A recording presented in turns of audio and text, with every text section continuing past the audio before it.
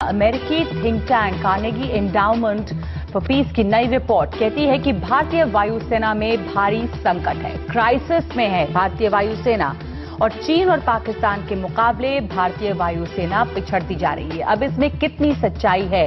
जब पर जिन्होंने रिपोर्ट लिखी है एशले टेलिस, वो बड़े जानकार माने जाते हैं और तमाम देश उनकी सलाह को मानते हैं और कहा जा रहा है कि भारतीय सरकार के लिए ये पहली प्राथमिकता होनी चाहिए कि चीन और पाकिस्तान से जो फासला बढ़ा है उस पर काम करें।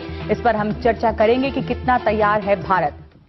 भारतीय वायुसेना का संकट कितना गहरा है, चीन और पाकिस्तान से हमारा फासला कितना ज्यादा बढ़ गया है और भारत की सरकार क्या इसके लिए सचेत है और कितने कदम उठा रही है और कितनी जल्दी उठा रही है। मेरे साथ सुरक्षा विशेषज्ञ प्रफुल्ल बख्शी मौजूद हैं इस पर बातचीत करने के लिए।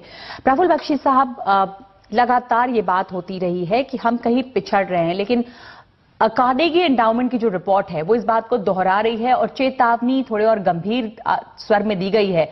ये चेतावनी कितनी सीरियस है? कई बार ये भी डाउट होता है कि क्या अमेरिकन थिंक टैंक है, अपने अपने हथियार बेचने की होड़ है, क्या इसमें ये एंगल है या वाकई ये गंभीर स्थिति है? देखिए, ये तो अब बहाने ढूंढने वाली बात है, इसमें बिल्कुल टोटल सच्चाई है।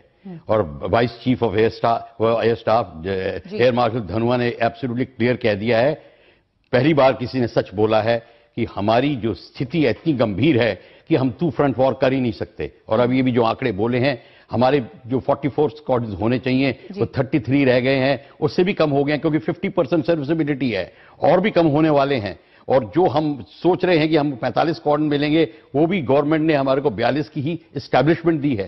तो 42 की दी है, अभी आपके पास 33 हैं, ये गैप काफी ज्यादा है। बहुत ज्यादा है। क्यों है ये? देखिए, गैप इसलिए ज्यादा है कि हिंदुस्तान, अब चाइना और पाकिस्तान की बात कर रहे हैं, चाइना 75 to 80% अपना मिलिट्री इक्विपमेंट बनाता है, हम सारा खरीदते हैं। कितना फर्क है? आप कब और क्या क्या खरीदते रहेंगे, कितना खरीदेंगे?